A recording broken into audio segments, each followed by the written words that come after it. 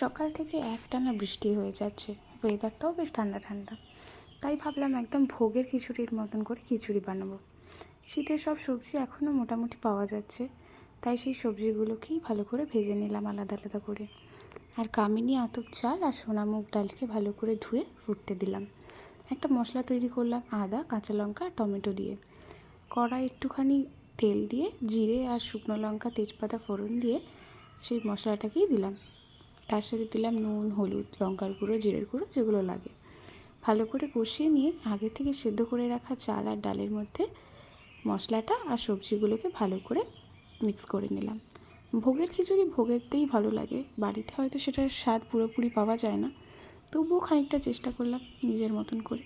লাস্টে ওপর থেকে খানিকটা ধনেপাতা, চিনি, একটু ঘি আর একটু গরম মশলা, ব্যাস রেডি।